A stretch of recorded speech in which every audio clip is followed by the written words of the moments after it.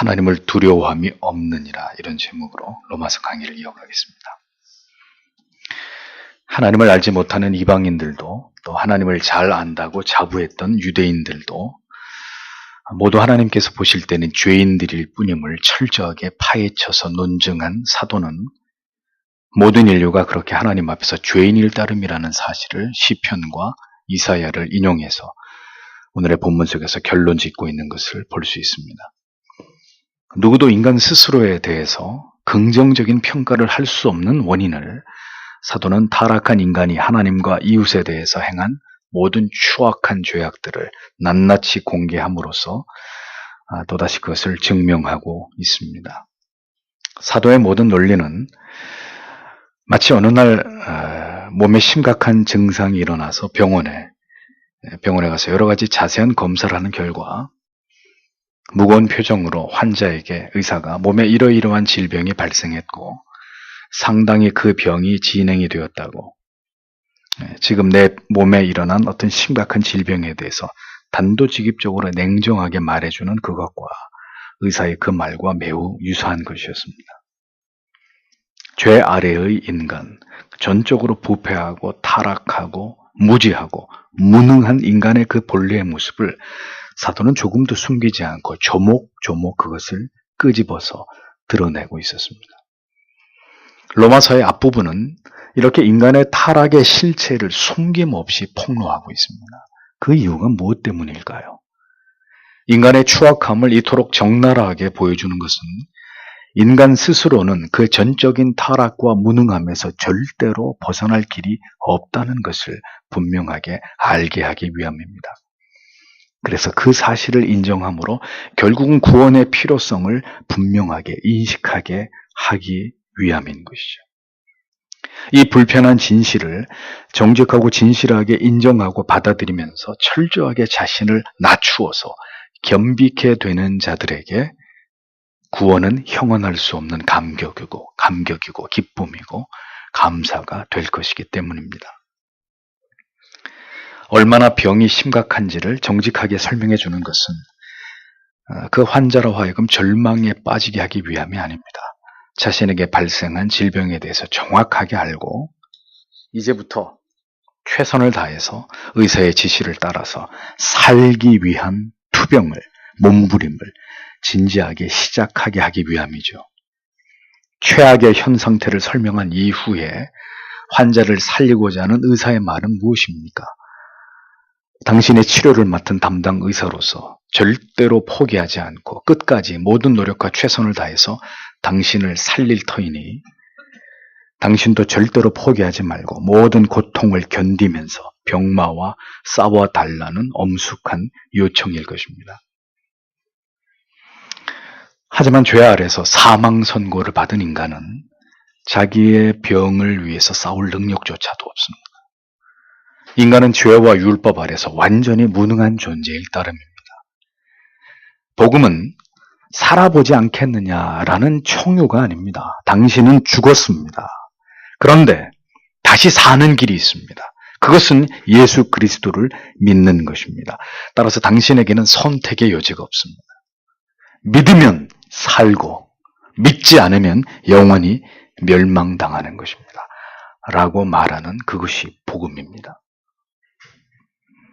이렇게 복음을 전해도 믿을 자는 자신의 전적 무능과 부패와 죄를 철저하게 깨닫고 인정하면서 주께로 돌아와서 무릎을 꿇게 되는 것이고, 이것이 바로 복음의 능력이라는 것을 나타내는 것이고,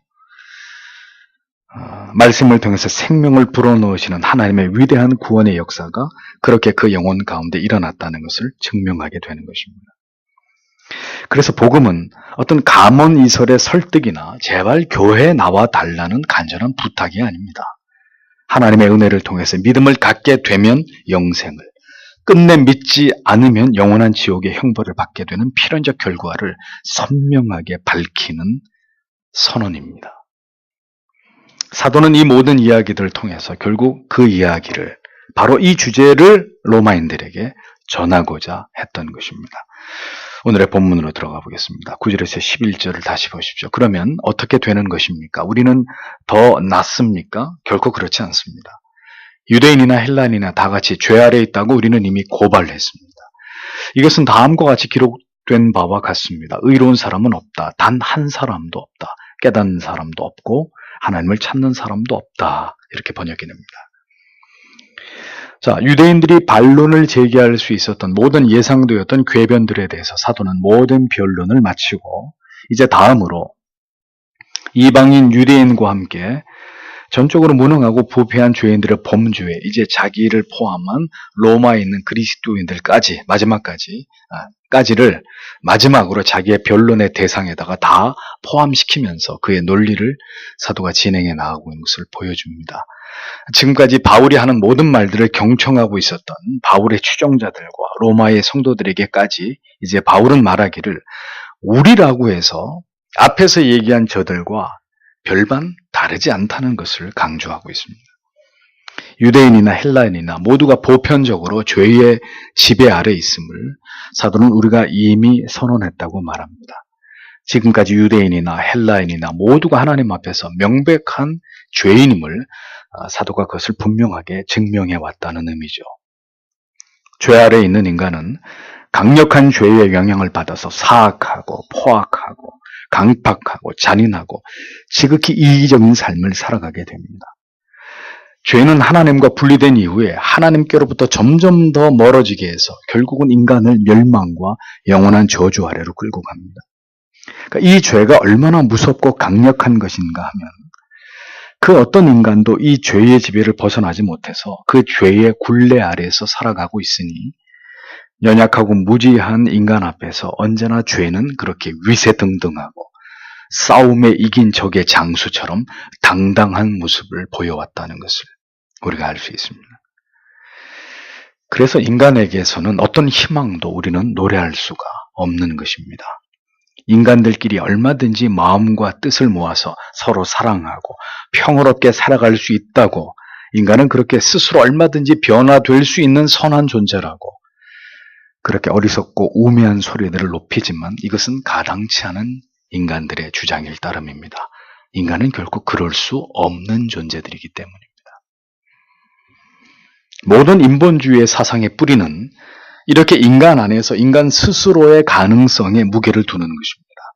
진화론적인 사상의 바탕에는 인간은 얼마든지 스스로의 노력을 통해서 더 나은 미래를 발전시켜 나아가고 그것을 결정해 나아갈 수 있다고 보는 것입니다. 매우 비성경적인 위험한 생각입니다. 인간은 모두 죄악 아래 사로잡혀 있는 사악하고 어리석은 존재들에 지나지 않습니다. 아담 이후로 태어나는 모든 사람들, 전 인류에는 이미 결코 뗄 수 없는 꼬리표가 붙어 있습니다. 그것은 바로 나타나엘 호손의 주홍 글씨에 나오는 간음을 저지른 여인의 가슴에 붙은 adultery, 간음, 이 치욕적인 간음이란 단어, 알파벳의 A와 같은 죄인이라는 불명예스러운 이름이 모든 인류에게 붙어 있다는 말이죠.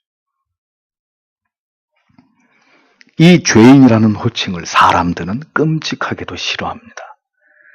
복음이 나를 죄인이라고 정죄하는 바로 그 이유 때문에 사람들은 교회에 발을 들여놓으려 하지 않습니다. 그렇기 때문에 오늘날 부패한 교회들은 죄인이란 말을 아예 쓰지 않습니다. 연약한 자, 하나님께서는 당신의 연약을 아십니다. 혹은 쓴뿌리, 혹은 상처받은 내면아이, 이런 심리학적인 용어를 가지고 죄인이라는 수치스러운 이름을 가리워줍니다. 죄인이라는 원색적인 선언으로 자존심에 상처를 입히려고 하지 않습니다. 그래서 오늘날의 교회 안에는 죄인들이 별로 없는 것입니다. 죄와 허물과 오만함을 지적하면 모두 다 자존심이 상하는 것을 못 견뎌하고 고매하고 도도한 위선적인 의인을 자처하는 그런 사람들로 오늘날 교회 안은 넘쳐나고 있습니다. 그런데 성경은 우리에게 이야기합니다. 우리의 실존에 대해서 매우 분명하게 선포하고 있습니다. 의인은 없나니 하나도 없으며 깨닫는 자도 없고 하나님을 찾는 자도 없다라고 단언하고 있습니다. 사도는 시편 14편 2절을 인용해서 이렇게 선언하고 있었던 것입니다. 단 한 사람의 의인도 이 세상에는 존재하지 않는다는 거예요. 스스로 정의롭고 선하고 아름다운 가치들을 만들어갈 수 있는 그런 아름다운 인간은 이 세상에 단 한 명도 존재하지 않는다. 모두 다 타락하고 부패하고 무능한 죄인에 불과하다. 이것이 인류에 대한 성경의 선언입니다. 그래서 이 성경의 선언을 받아들이는 사람과 받아들이지 못하는 사람, 세상에는 이렇게 두 종류의 사람들만이 존재할 따름입니다. 자신이 죄인이라는 것을 머리로만 이해하고 있는 사람에게 그의 죄를 자꾸 말하면 그는 화를 냅니다. 그리고 그 말을 거부하고 듣기 싫어하게 됩니다. 저는 지금 불신자들을 이야기하고 있는 것이 아닙니다. 지금까지 교회 안에서 수도 없이 만난 사람들을 이야기하고 있는 것입니다. 그러나 자신이 죄인임을 한량없는 하나님의 은혜 속에서 십자가를 생생하게 경험한 사람은 자신의 죄가 드러날 때마다 한없이 슬퍼하고 탄식하고 그래서 그리스도의 십자가 앞으로 나아가서 무릎을 꿇습니다. 그리고 언제나 그 보혈 앞에서 자신의 죄를 참회하고 하나님의 긍휼과 자비를 구합니다. 의인이 단 한 사람도 이 세상에 존재하지 않는다는 이 성경의 준엄한 선언을 인정하고 그것을 넘어갈 수 있는 사람만이 그리스도인입니다. 목자의 음성을 듣고 우리 안으로 들어오는 주의 양떼들인 것이죠. 죄인의 악하고 무지한 가장 뚜렷한 특징은 무엇인가? 성경은 오늘 그것을 두 가지로 우리에게 설명을 합니다. 첫째는 깨닫는 자가 없다는 것입니다. 뭐에 대해서 깨닫는 자가 없다는 것입니까? 하나님에 대해서 깨닫는 자가 없다라고 말씀합니다. 깨달음은 피상적인 지식을 아는 정도를 의미하는 것이 아닙니다. 진리의 말씀을 통해서 성령께서 주시는 깊은 깨달음으로 하나님을 인격적으로 알아가는 것을 의미합니다. 히브리 말에서 안다, 알다라는 말은 야다라는 단어인데 이것은 그냥 이름 석자 정도 아는 것을 의미하는 것이 아닙니다. 그것보다 훨씬 더 깊이 아는 것을 뜻합니다. 마치 부부가 서로에 대해서 모든 것을 알듯이 다른 사람은 절대로 알 수 없는 것을 경험적으로 속속들이 알듯이 성경에서 안다라는 의미는 그런 의미를 갖습니다. 하나님에 관해서 대강 들어서 어렴풋이 아는 것이 아니라 하나님을 직접 경험함으로 하나님을 알게 되는 것입니다. 많은 사람들이 교회를 다니고 예수를 믿는다고는 하지만 그 믿음이 과연 바른 믿음인지에 대해서 회의적일 수밖에 없는 것은 그 믿음이 철저하게 하나님을 아는 것에 기반하지 않기 때문입니다. 거기까지를, 그 친밀함까지를 그 누구도 지향하려고 하지 않는다는 것이죠.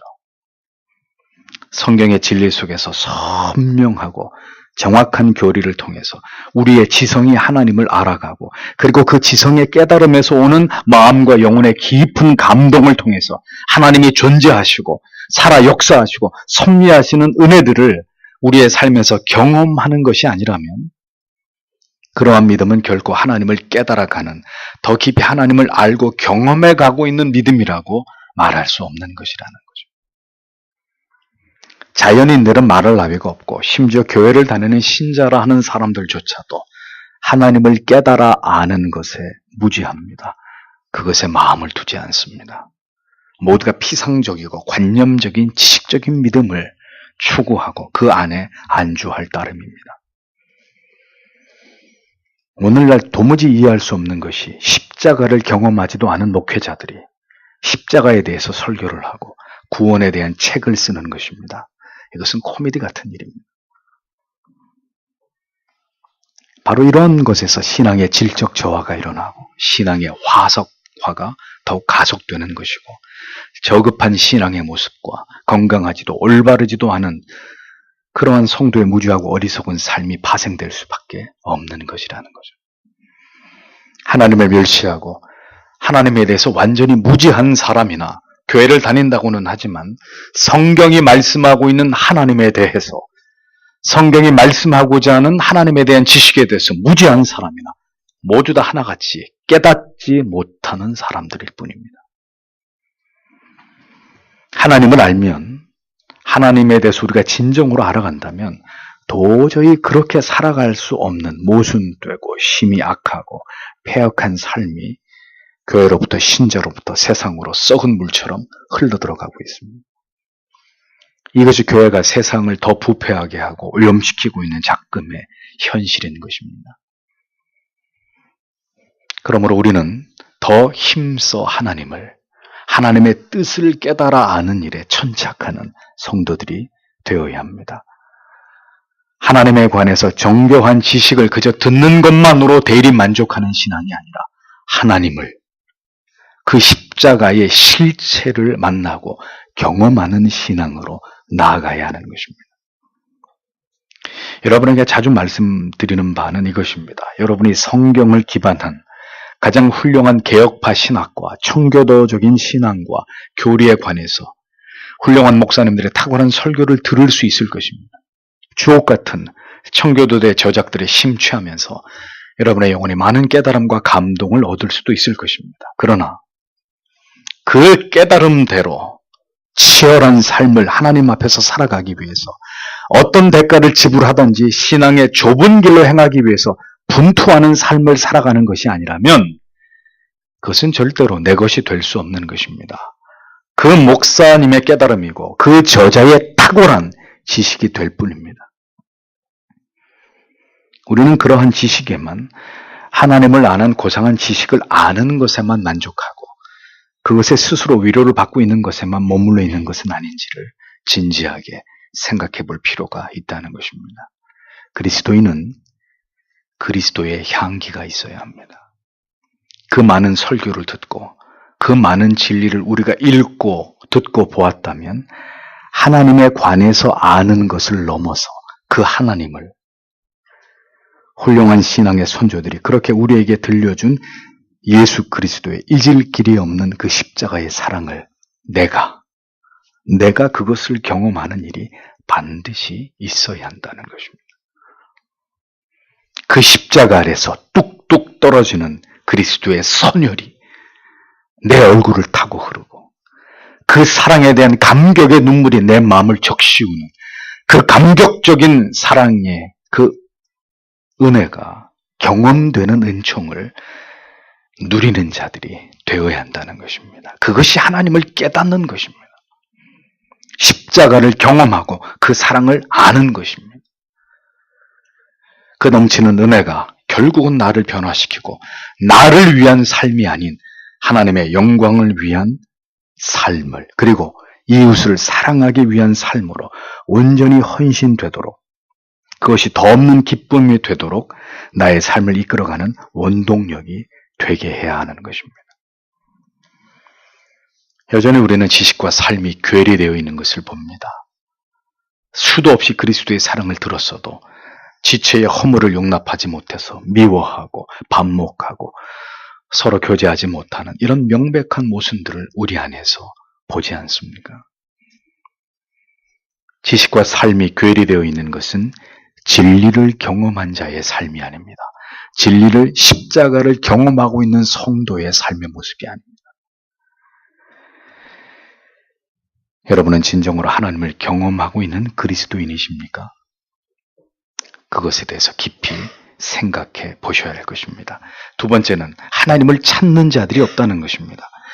하나님을 진지하게 깨닫는 자가 없는 이유가 무엇이냐? 하나님을 온 마음을 다해서 찾는 자가 없기 때문입니다. 시편 14편 2절에서 6절, 여호와께서 하늘에서 인생을 굽어 살피사 지각이 있어 하나님을 찾는 자가 있는가 보려 하신즉 다 치우쳤으며 함께 더러운 자가 되고 선을 향하는 자가 없으니 하나도 없도다. 시편 27편 8절에서 9절, 너희는 내 얼굴을 찾으라 하실 때 내 마음이 주께 말하되 여호와여 내가 주의 얼굴을 찾으리다 하였나이다. 주의 얼굴을 내게서 숨기지 마시고 주의 종을 놓아여 버리지 마소서. 주는 나의 도움이 되셨나이다. 나의 구원의 하나님이시여 나를 버리지 말고 떠나지 마옵소서 라고 기록하고 있습니다. 시편 42편 1절에는 하나님이여 사심이 시냇물을 찾기에 갈급함같이 내 영혼이 주를 찾기에 갈급하니이다 라고 분명히 시편의 기자가 얼마나 간절히 하나님을 찾았는지를 고백하고 있는 내용이 기록되어 있습니다. 팔레스타인의 광야에서 사슴들의 짝짓기의 계절이 오면 숫사슴들은 암사슴을 찾아서 광야를 헤매게 됩니다. 이때 숫사슴들은 종종 극심한 갈증을 느끼게 되는데 다행히 냇물을 만나면 그 사슴은 살 수 있지만 광야에서 마실 물을 얻지 못하면 숫사슴은 본능적으로 메마른 광야의 바닥을 필사적으로 앞발로 파헤치면서 물을 찾게 됩니다. 그러나 결국 물을 발견하지 못한 사슴은 끝내 갈증을 이기지 못한 채로 시뻘겋게 충혈된 눈으로 결국 탈진해서 모래 위에 코를 박고 쓰러져 죽게 됩니다. 다윗은 광야에서 양을 치면서 신의 물을 찾아 갈급한 이런 숫사슴을 종종 목격한 적이 있었던 것 같습니다. 그 사슴에게 너무도 간절한 신의 물처럼 지금 자신의 감정을 목이 말라 물을 찾는 사슴에 이입해서 지금 내 자신이 그렇게 하나님을 찾기에 갈급하다고 고백하고 있었던 것입니다. 성도 여러분, 그렇게 이른 새벽에 늦은 밤까지 하나님을 찾는 일에 목이 말라 보신 적이 있으십니까?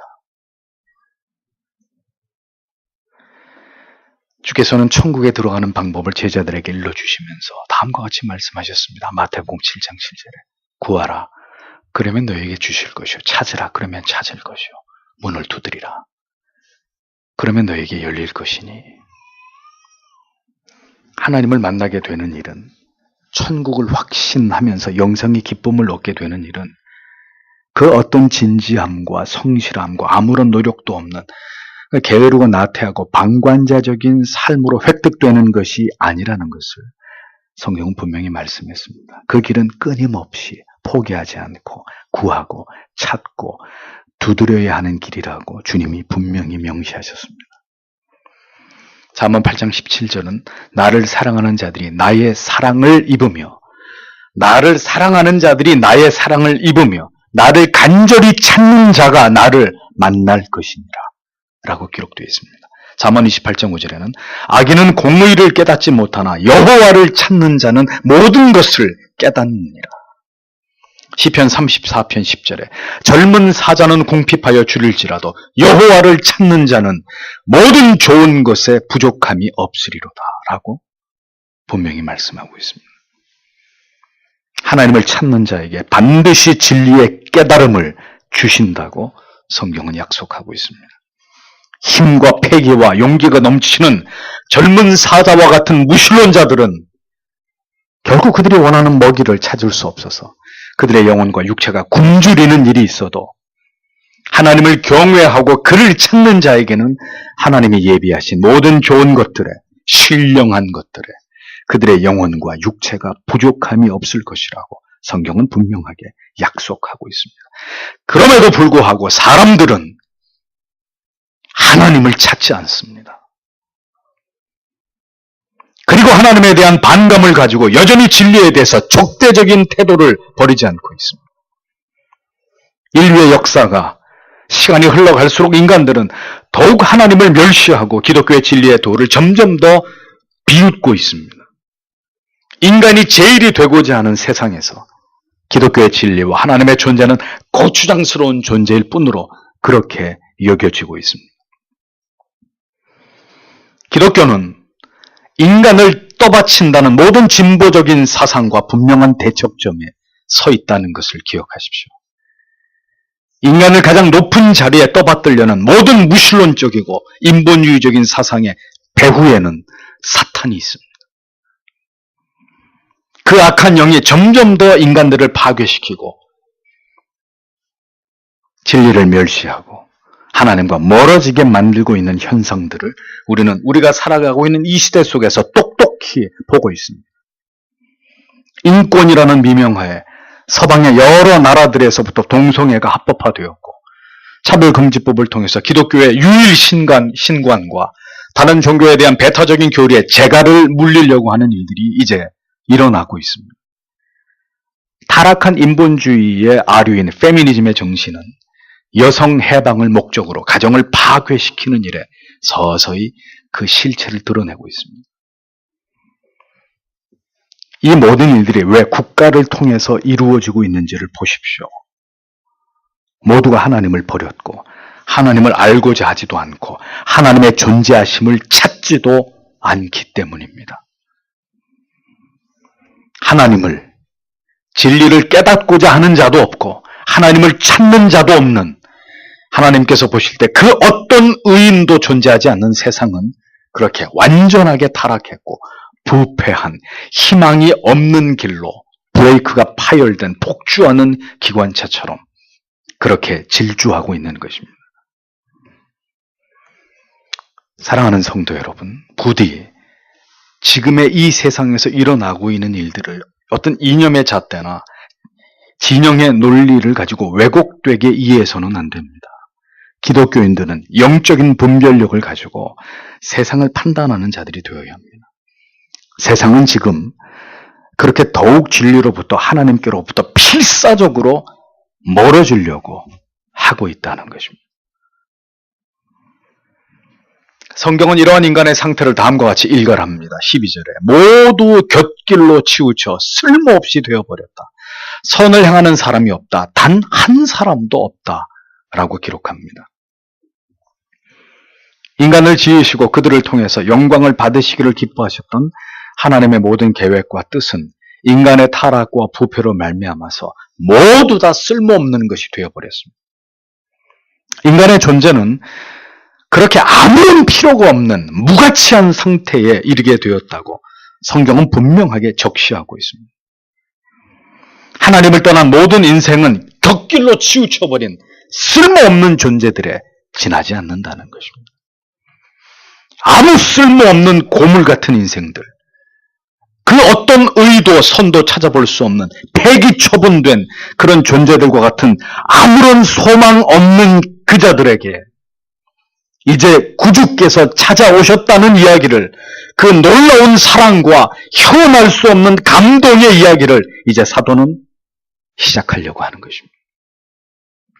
그것이 바로 로마서의 깊은 곳에서 장엄하게 울려 퍼지고 있는 복음입니다. 타락한 인간은 이렇게 하나님께만 죄악을 범하고 하나님을 버린 것으로 끝나지 않았습니다. 13절에서 15절을 보십시오. 그들의 목구멍은 열린 무덤이요, 그들의 혀로는 사람을 속이고 그들의 입술에는 독사의 독이 있고 그들의 입에는 저주와 독설로 가득 찼다. 그들의 발은 피 흘리는 일에 재빠르며, 이렇게 기록되어 있습니다. 사도는 시편을 계속해서 인용하면서 하나님을 버린 자들이 이제 인간들에게 행하는, 인간 대 인간으로서 인간들에게 행하는 모든 포악과 횡포를 다음과 같이 고발합니다. 그들의 목구멍은 열린 무덤이라고 표현했습니다. 팔레스타인의 무덤 중에는 사람이 서서 드나들 수 있을 만큼 큰 굴로 되어 있고 그 입구가 돌로 막혀 있는 이런 것들이 많이 있었습니다. 돈이 많은 사람들의 무덤이 보통 그런 형태였는데, 바울이 사람의 목구멍을 열린 무덤이라고 비유한 것은 어떤 사람도 죽음으로 모두 빨아들이는 무덤의 구멍처럼, 무덤의 그 입구처럼 모든 것을 탐욕스럽게 집어삼키는 인간의 탐욕적인 욕망을 그렇게 빗대어 표현하는 것입니다. 그렇게 이기적이고 탐욕적인 인간의 혀는 자기의 이익을 위해서 언제나 거짓을 지어내는 공장과 같다는 것이죠. 그 혀는 언제나 속임과 거짓을 뱉어냅니다. 더 나아가서 그 입술은 사람을 결국 죽음에 이르게 하는 독을 품고 있기까지 합니다.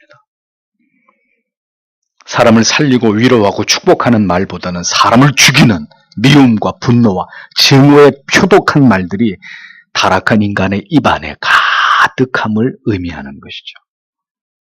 하나님을 찬양하고 하나님을 인정하고 하나님을 경외하는 신앙의 고백적인 말보다는 하나님을 저주하고 멸시하고 사람들의 허물을 들추고 서로를 이간시키고 폭언과 비난의 말들이 언제나 난무한 이 독이 묻은 독사의 혀 같은 것이 인간의 입술이라고 성경은 말씀하고 있습니다.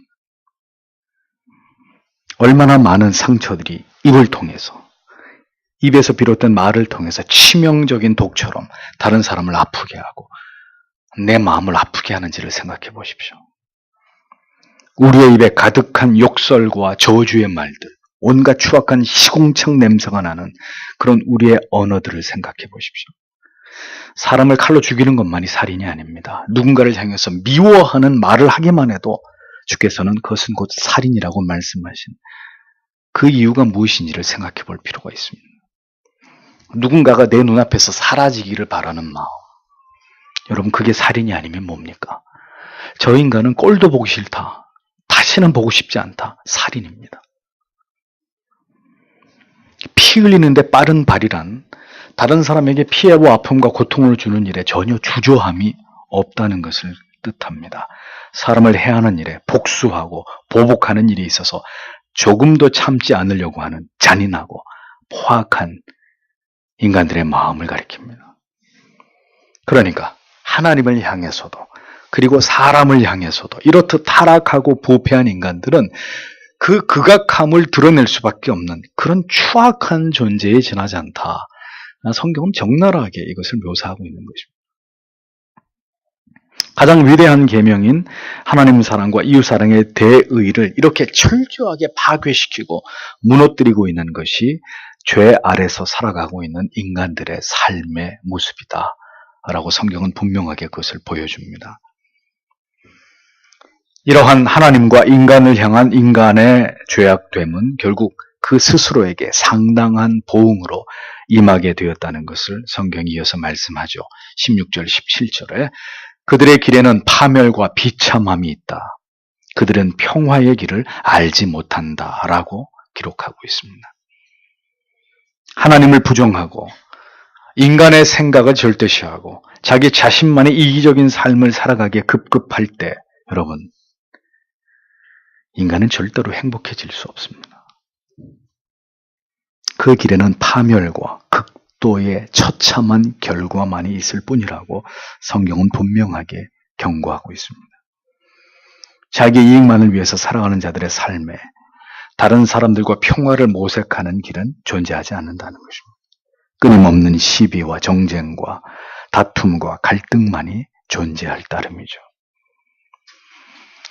그러니 하나님과 화목하지 못한 자, 사람들 사이에서도 결코 화목할 수 없는 것입니다. 하나님과 평화롭지 못한 자, 그의 삶도 결코 평화로울 수 없는 것입니다. 하나님을 만나지 못하고는 예수 그리스도의 십자가에 대속하신 그 은혜를 경험하지 못하고는 인간은 무엇을 해도 만족할 수 없고 행복할 수 없고 평화로울 수 없는 존재라는 것을 우리는 잊지 말아야 합니다. 하나님만으로 만족할 수 없을 때 인간은 무엇을 추구해도 만족할 수 없는 존재입니다. 결국 그 인생의 끝에는 허무와 그리고 영원한 고통뿐인 지옥이 그를 기다리고 있을 따름이죠. 이렇게 인간이 어리석게도 그 길을 가게 되는 그 모든 근본적인 이유가 무엇이냐? 사도는 마지막으로 이렇게 결론을 짓고 있습니다. 18절에 그들의 눈앞에는 하나님을 두려워함이 없다라고 말합니다. 인간의 모든 죄는 하나님의 존재하심을 두려워하지 않고 인정하지 않는 것에서 시작되는 것입니다. 하나님을 경험한 적이 없는 인간의 무지가 인간의 부패를 부채질하고 타락을 더욱 발진시켜 나가는 것입니다. 여러분, 창세기를 보십시오. 가인의 후손들은 이제 하나님과 영영 결별한 채로 그들만의 세상을 만들어가기 시작합니다. 성경은 어디에도 가인의 후손들과 관계하신 하나님에 대해서 기록하고 있지 않습니다. 그게 뭐죠? 그것이 바로 유기입니다. 유기, 버려둠. 그들이 무엇을 하며 살아가든 그 모든 것을 버려둠, 방치해 두는 것이 하나님의 유기입니다. 하나님께서 유기하신 자들, 그들 또한 그렇게 하나님을 버리고 하나님을 멸시하고 하나님의 존재하심을 거부한 채로 살아가게 되었습니다. 그 결과 그들은 스스로를 보호하기 위해서, 자기들을 지키기 위해서 성을 쌓았고 후에는 하나님과 같아지기 위해서 탑을 쌓아 올렸고 그들은 그렇게 끊임없이 스스로의 힘을 키워갔습니다. 이 세상은 그렇게 하나님을 멸시하고 그 존재를 두려워하지 않는 자들에 의해서 이룩되어진 곳입니다. 인간은 정치, 경제, 사회, 과학, 교육, 예술, 문화 모든 면에서 불신앙적이고 무신론적인 그들의 사상을 발전시켜 왔습니다. 그리고 그 모든 것들에 대해서 대단한 자부심을 가지고 있습니다. 그렇게 또다시 바벨탑을 쌓아 올리면서 하나님의 위대하심을 부정하고 인간의 위대함을, 그 진화에 거듭된 발전상을 스스로 뽐내고 있는 것입니다. 그러나 인간은 그렇게 외견상으로는 지구상에 존재했던 그 어떤 인류보다도 더 번영과 편리함과 생활의 윤택함을 얻은 듯해도 그 반대급부로 정신과 영혼의 황폐함을 막지는 못했습니다. 계층 간의 갈등, 어떤 민족주의와 종교 간의 분란, 이데올로기에 피를 부르는 대립, 자살률, 이혼율의 급증은 이런 인간의 점점 더 황폐되고 인간의 정신에 무너져가는 그 단적인 모습을 우리에게 그대로 보여주고 있지 않습니까? 더 나은 세상을 만들었지만 인간은 더 불행해졌고 더 고통당하고 있는 현실을 우리는 절대로 부정할 수가 없습니다. 그 모두가 어리석은 인간들이 자신을 지으신 창조주 하나님을 거부하고 하나님의 존재하심을 인정하지 않고 있기 때문이라는 겁니다. 그래서 하나님의 사람 칼빈은 말하기를, 하나님에 대한 경외심은 우리의 사악함을 견제하는 굴레이므로 그 경외심이 사라질 때 온갖 종류의 방탕한 생활에 거침없이 탐닉하게 된다라고 간파했습니다. 신자의 마음속에는 언제나 두려움이 존재합니다. 하나님의 불꽃 같은 시선을 의식하게 됩니다. 그것이 죄를 억제하는 힘이고 죄를 범하였을 때 다시 회개함으로 하나님께 돌아가고 싶게 만드는 본성을 자극하는 강력한 동기의 기반이 됩니다. 그러나 불신자의 마음속에는 두려움이 없습니다. 아무런 영혼과 그 영혼, 양심의 가책이 존재하지 않습니다. 그래서 극악 무도함으로 달려가는 것입니다. 불법과 불의, 극단적인 이기심으로 자기 자신만을 사랑하면서 살아가는 그런 삶을 살아가게 되는 것입니다. 하나님을 두려워하지 않는 자는 반드시 자기 자신을 사랑하게 되어 있습니다. 자기의 행복과 자기 자신만을 신봉하는 그런 어리석은 존재가 될 수밖에 없는 것입니다. 그렇게 자기 만족을 향해 질주할수록 인간이 더 고독해지고 불행해지는 것은 죽을 때까지 알지 못하게 되는 거예요. 하나님을 두려워하는 자는 그 하나님을 경외하면서 또 한편 그 하나님을 사랑하게 되어 있습니다. 그러니까 경외함과 사랑함은 한 마음 안에 공존하게 되는 감정입니다. 그냥 두려운 것은 공포입니다. fear, 공포감입니다. 그런데 하나님을 향해서 갖는 두려움은 공포가 아닙니다. 거룩한 두려움. 하나님께서 거기 계셔서 모든 것을 알고 계시고 보고 계시고 듣고 계시고 그분이 나의 모든 삶을 주관하고 계신다는 엄숙한 신전의식, 바로 그것입니다. 그 거룩한 두려움은 무한한 하나님을 향한 사랑과 신뢰를 우리의 영혼 안에서 만들어냅니다. 잊어버리지 마십시오. 두려운 대상이 아닌 것은 사랑할 대상이 아닙니다. 우리의 육신만 해하는 존재를 두려워해서는 안 되고 우리의 영혼과 육체를 모두 멸하시게 할 수 있는 하나님을 두려워하는 것이, 그것이 신앙입니다. 하나님을 두려워함이 우리가 이 세상을 올바로 살아가는 힘이라는 것을 잊어버리지 마십시오.